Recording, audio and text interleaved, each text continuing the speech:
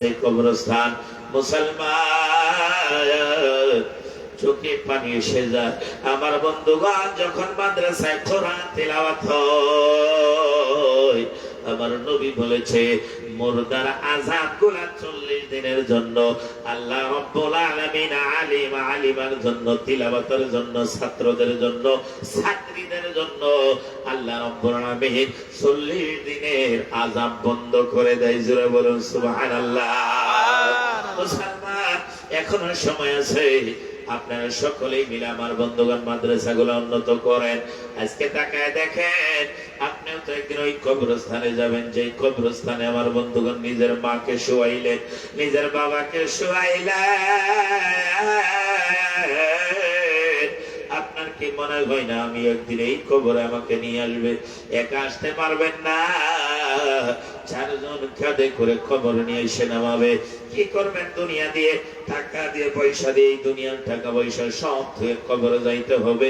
আমার নবীর নিকটে একজন সাহাবা যায়, প্রশ্ন করে, হুজুর ইয়া রাসূলুল্লাহ, বলেন তো কিয়ামতটা কবে হবে? আমার নবী একবার, দুইবার, তিনবারের খেলে জবাব দেয়, সাহাবারে কিয়ামতের কথা জিগাইলা, তুমি এই কিয়ামতের জন্য কি রেডি করেছো? কবরের জন্য কি রেডি করেছো? মুসলমান, আজকে অনেক মানুষ আছে কবরের ভয় করে না, জাহান্নামের ভয় করে না, আল্লাহর ভয় কলিজার মধ্যে অনেকের নাই। মুসলমান, কথাটা খারাপ পাবেন না, যদি আপনাদের অনেক আমার বন্ধুগণ মনে মনে কষ্ট পাবেন, হুজুর আমার আল্লাহর ভয় আছে, জাহান্নামের ভয় আছে, কবরের ভয় আছে। আমি জানাই দিব ভাই, আপনার থাকতে পারে, কিন্তু আপনার মতো অনেক মানুষের কবরের চিন্তা করে না, জাহান্নামের ভয় করে না, আল্লাহর ভয় করে না। কেন করে না আমি আপনাদেরকে জানাই। যদি করে তাইলে মানুষ সুদ কেন মানুষের ছাড়তে পারে না? জুয়া কেন ছাড়তে পারে না? মদ কেন ছাড়তে পারে না? ভাঙ কেন ছাড়তে পারে না? মিথ্যা কথা কেন ছাড়তে পারে না? তার মানে আল্লাহর ভয় নাই, কবরের ভয় নাই। যদি কবরে ভয় থাকতো, তাহলে কোনদিন আমার বন্ধুগণ মিথ্যার দিকে যাইতে পারতো না, চুরি, জিনা, ব্যভিচার, সুদ, ঘুষ, জুয়া, মদ ইত্যাদির দিকে যাইতে পারতো না। মুসলমান, যাদের কলিজায় আল্লাহর ভয় আছে, জাহান্নামের ভয় আছে, রাত্রের গভীর রজনীতে উঠিয়া আল্লাহর কাছে চোখের পানি ফেলায় ফেলায় কান্দে, মাবুদ গুনাহ নিয়ে যদি কবরে যায়, কবরটা জাহান্নামের টুকরা হয়ে যাবে। আল্লাহ, সেই কবরে কোনো সাথী নাই, সঙ্গী নাই। এ মুসলমান, হাসরেও মানুষ পাওয়া যায়, দুনিয়াতেও মানুষ পাওয়া যায়, একটা জায়গায় মানুষ নাই, তার নাম হলো কবর। চোখের পানি ছেড়ে দিয়ে যাদের দিলে আল্লাহর ভয় আছে, রাত্রে গভীর রজনী হয়ে গেলে একা একা উঠে কান্দা আরম্ভ করে দেয়। রহমান রাহিম নাম তোমার, আল্লাহ আল্লাহ। আল্লাহ আল্লাহ করেন, তাও আপনারা কষ্ট পান। জোরে জোরে আমার সাথে পড়েন, রহমান রাহিম নাম তোমার, আল্লাহ ও আল্লাহ আল্লাহ। সামিউম বাসির নাম তোমার, আল্লাহ আল্লাহ আল্লাহ।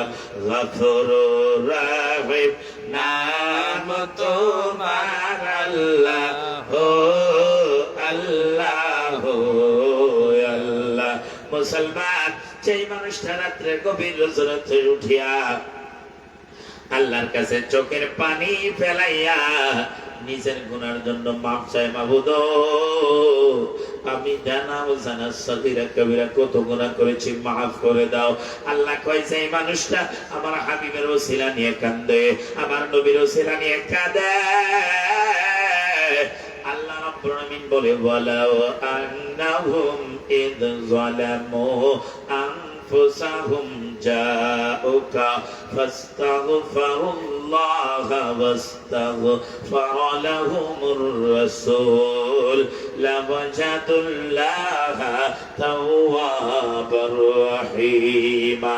আল্লাহ রাব্বুল আলামিন বলেন, যে মানুষটা আমার রাসূলের নিকটে যাইয়া আমার বন্ধুর ওসিলা নিয়ে আমার কাছে কাঁদে, আমি আল্লাহ ছোট বুঝি না, বড় বুঝি না, তার গুনাহগুলা আমি আল্লাহ তার তওবা কবুল করিয়া তার জীবনের গুনাহ আমি আল্লাহ মাফ করে দেই। দুই হাত তুলে বলুন সুবহানাল্লাহ। মুসলমান, গুনাহ মাফ করে কবরে যান, তাহলে শান্তি পাবেন। এখন সময় আছে, আল্লাহর কাছে কাঁদেন নবীর ওসিলায়। কারণ দুনিয়াটা পেয়েছে আমার নবীর ওসিলায়, দুনিয়াটা পেয়েছে ও মুসলমান, ও পর্দারের মা বোনেরা, দুনিয়াটা পেয়েছে আমার নবীর ওসিলায়।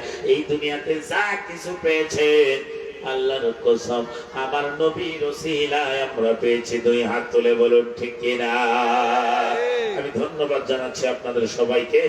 আপনারা রাস্তাঘাট ছেড়ে দিয়ে অল্প সময়ের জন্য হলেও আসছেন, বসছেন।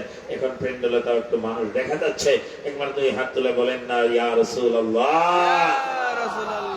মুসলমান, আসেন, আমি কি জানাইতে যাচ্ছিলাম রে বাবা, সব কিছু পেয়েছি আমরা আমার নবীর ওসিলায়। আমার বন্ধুগণ, আল্লাহ কোরআনে বলে, মা আতাকুমুর রাসূলু ফাখুযুহু ওয়া মা নাহাকুম আনহু ফাতা। আল্লাহ রাব্বুল আলামিন বলেন, আমার রাসূল তোমাদেরকে যা দিয়েছে, আমার নবী যা দিয়েছে তোমরা তা নিয়ে নাও। আমার নবী যা থেকে নিষেধ করে, আমার নবী যা থেকে নিষেধ করে সেই দিকে তোমরা যাও না। আর যদি তার উল্টা করো, জেনে রাখো তোমাদের জন্য দর্দনাক সাজা, আযাব দেওয়া হবে। এ মুসলমান,